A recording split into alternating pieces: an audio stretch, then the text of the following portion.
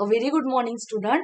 Next point है dynamic state of the body constituent concept of metabolism.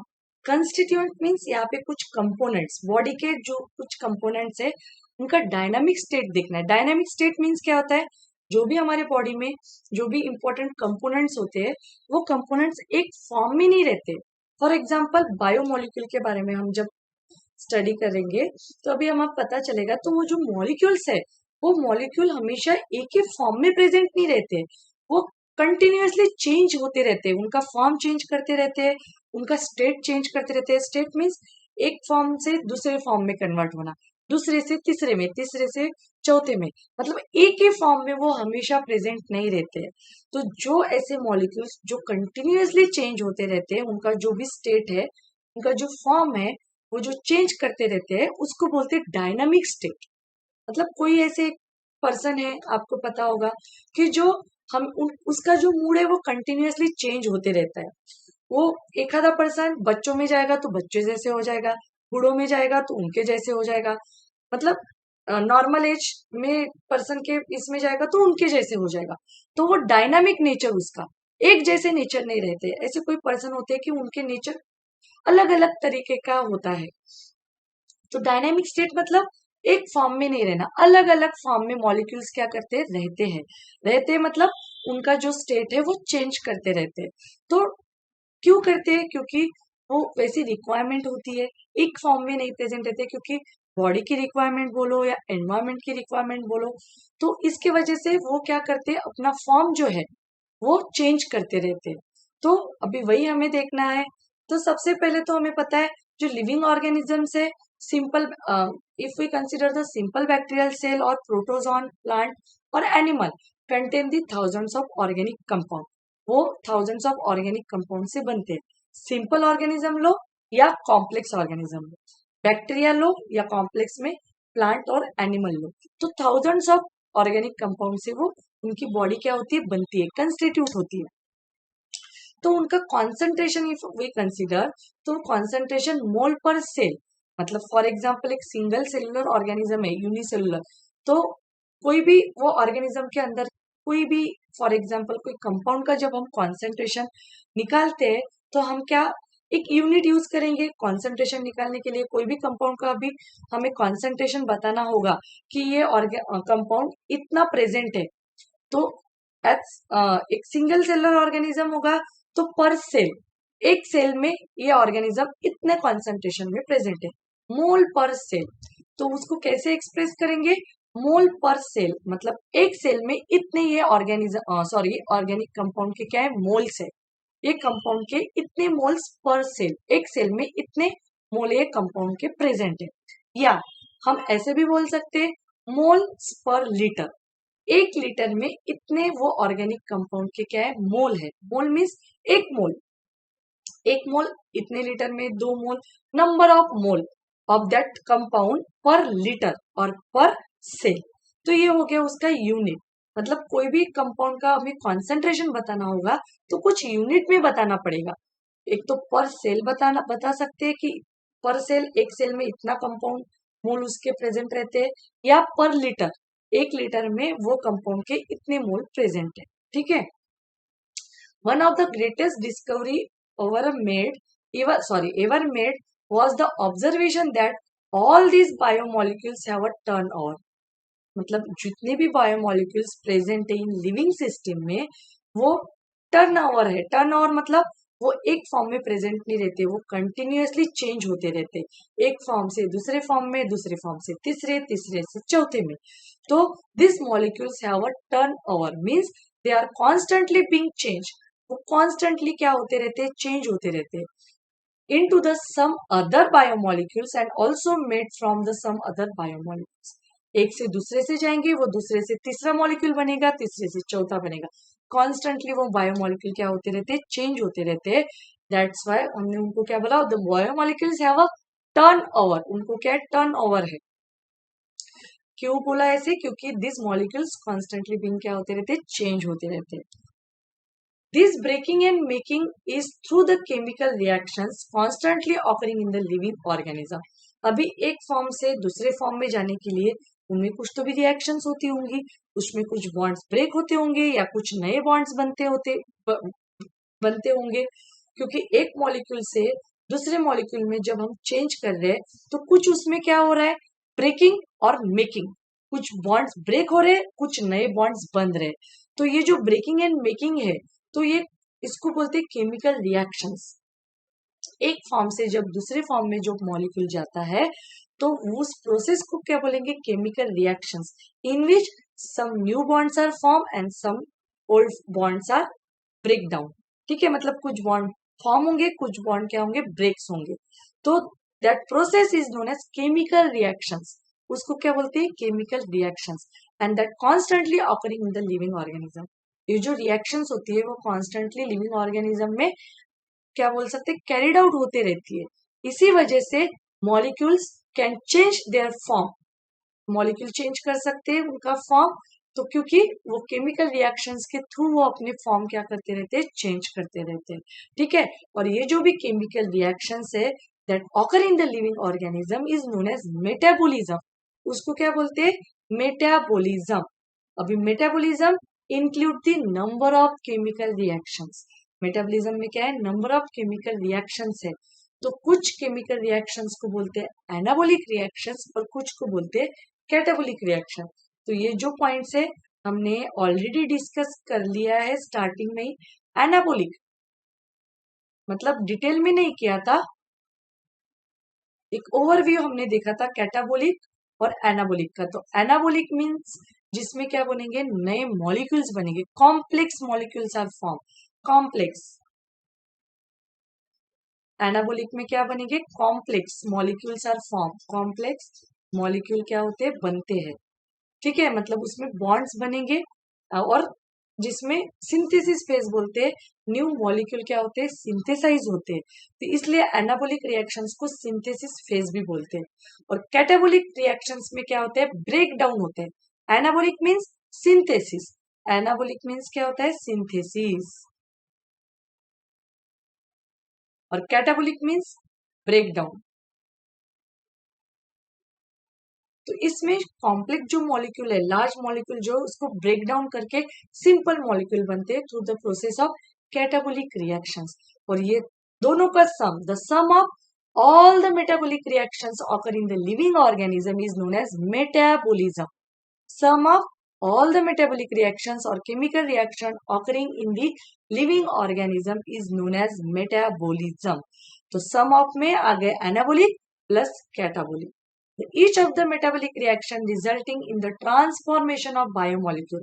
ये जितने भी metabolic reactions है, catabolic reactions है, तो एनाबॉलिक रिएक्शंस है, ये रिएक्शंस में क्या हो रहा है, बायोमोलिक्यूल का ट्रांसफॉर्मेशन हो रहा है।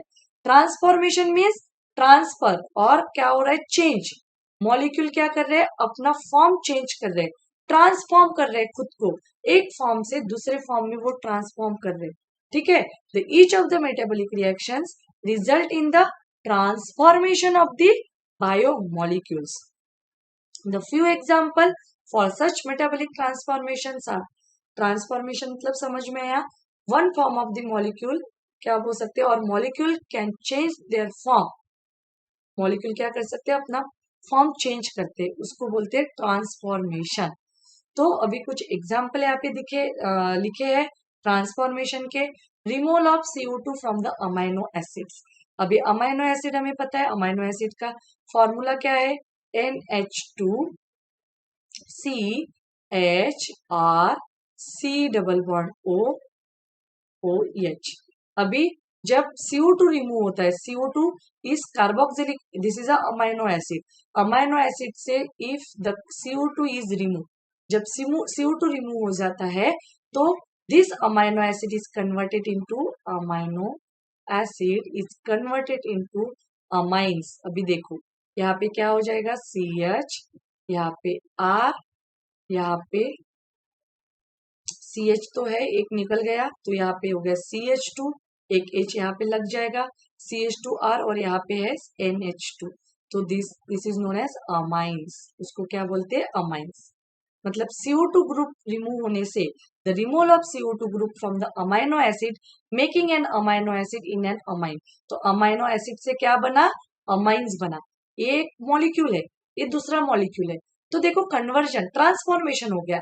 The amino acid is transformed into the amines through the removal of CO2 group. CO2 remove होने के वजह से अमाइनो एसिड इज ट्रांसफॉर्म हो गया into the amines. Amino acid transform हो गया amino acid is transform into the amines. ठीक है, इट इज अ क्या बोल सकते हैं, example of the metabolic transformation, metabolic reaction से ये. And the second example, removal of the amino group in the nucleotide basis. Nucleotide basis में हमें पता है अमाइन ग्रुप भी प्रेजेंट होता है. फॉर एग्जाम्पल अब एडेनाइन का हम देखेंगे तो हमें पता है यहाँ पे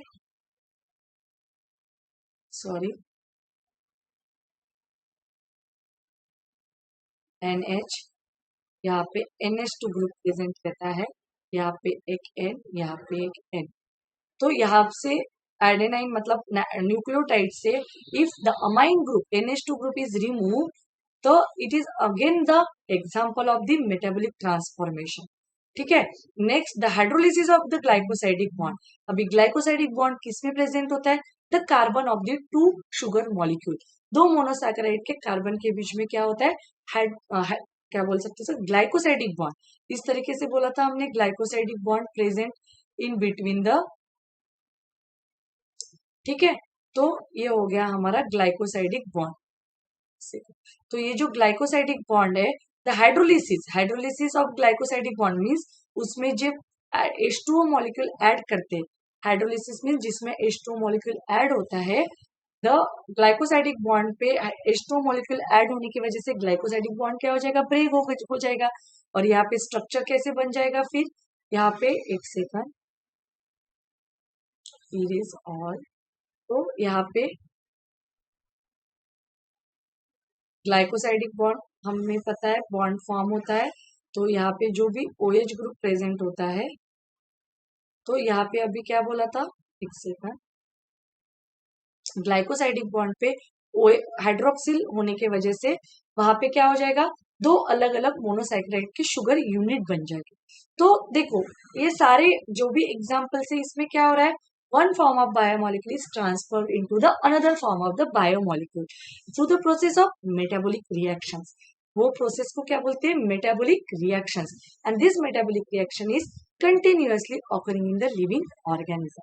ठीक है. तो next, the majority of this metabolic reaction do not occur in the isolation. मतलब अलग नहीं होंगे, आइसोलेशन में ये मेटाबॉलिक रिएक्शन ऑकर नहीं होते, वो कंबाइनली होंगे. But they are always link to the some other reactions. एक रिएक्शन से दूसरा फॉर्म होगा, दूसरा अंडर वो द थर्ड जो भी मॉलिक्यूल बनेगा इज कंटिन्यूअसली कैरिड आउट और अंडर वो द नेक्स्ट रिएक्शंस. तो एक रिएक्शन होने के बाद स्टॉप नहीं होती है, वो कंटिन्यूअसली उनके रिएक्शंस होते जाते हैं. इसलिए वो बोला है do not occur in the isolation. Isolation box में नहीं हो रहे थे, वो ऐसे लिविंग सिस्टम में होते हैं कि एक से दूसरे में चला गया, दूसरा तीसरे में फॉर्म में चला, कंटिन्यूअसली क्या होते जाएगा, वो फॉर्म में और रिएक्शंस होते रहेंगी. इसलिए बोला गया है always link to the some other reactions. मतलब majority of this metabolic reaction, जो भी मेटाबॉलिक रिएक्शंस होते रहते हैं, वो लिंक होते हैं to the next reaction, other reaction से. मतलब एक रिएक्शन हो गई, वो आइसोलेशन में नहीं रहती है. एक रिएक्शन होने के बाद जो भी प्रोडक्ट बनता है, this product under go the next reaction, वो दूसरी रिएक्शन में चला जाता है. इसलिए बोला गया है दो अलग अलग reaction, they are always link to each other. एक रिएक्शन होने के बाद जो भी प्रोडक्ट रहेगा वो दूसरी रिएक्शन में एंटर होगा. इसलिए दो रिएक्शन या तीन रिएक्शन, चार रिएक्शन, नंबर ऑफ रिएक्शन होते रहेंगे. All these reactions are link to each other, एक दूसरे से उनकी लिंक होती है. In the other word, the metabolites मतलब अभी एक क्या बोल सकते हैं, बायोमोलिक्यूल जब ट्रांसफॉर्म होता है सेकंड बायोमोलिक्यूल को, तो उसको बोलते हैं मेटाबोलाइट्स. ठीक है. The metabolites are converted into each other in a series of link reactions called as metabolic pathway. तभी कोई कोई रिएक्शंस ऐसे होते हैं कि जिसमें नंबर ऑफ स्टेप्स होते हैं. मतलब जैसे कि A form is converted into small A1, ये होता है A2, ये होता है A3, उसके बाद बनेगा B. तो अभी ए से बी जब कन्वर्जन होता है, A form is converted into B through the number of steps होते हैं, तो इसको बोलते हैं मेटाबॉलिक पाथवे। मेटाबॉलिक पाथवे जिसमें क्या होंगे, include the number of steps. ऐसे नहीं कि ए डायरेक्टली बी में नहीं जाएगा, तो जब ए को बी में जाना है तो नंबर ऑफ उसमें सब स्टेप्स होते हैं, that process is known as metabolic pathway. और ये सब एक दूसरे को लिंक है, ए को कन्वर्ट होना होगा बी में, तो it should follow this pathway, मतलब उसको ये पाथवे से जाना ही पड़ेगा, तब जाके बी जो भी मेटाबोलाइट है ये फॉर्म होगा, मेटाबोलाइट क्या होगा, फॉर्म होगा, नहीं तो नहीं होगा। तो ये सारे के सारे जो स्टेप्स है, all the steps are link to each other, एक दूसरे से लिंक है, ठीक है। मतलब मैं यहाँ पे फॉर एग्जाम्पल बता रही हूँ कि जो मेटाबॉलिक पाथवे मतलब क्या होते हैं, उसमें नंबर ऑफ सब स्टेप्स होते हैं। तो जब ये सब स्टेप्स से ये ए मेटाबोलाइट क्या बोलेगा, पास होगा, तब जाके बी मेटाबोलाइट तैयार होगा। These metabolic pathways are similar to the automobile traffic in the city. तो जो ये मेटाबॉलिक पाथवेज है, ये मेटाबॉलिक पाथवे कैसे है, similar to the automobile traffic in the city. जैसे अभी सिटी में ऑटोमोबाइल ट्रैफिक कनेक्ट एक दूसरे को लिंक होते हैं, उस तरीके से हमारे बॉडी में, लिविंग सिस्टम में भी ये जो मेटाबॉलिक रिएक्शंस है वो एक दूसरे से क्या है, लिंक होते हैं।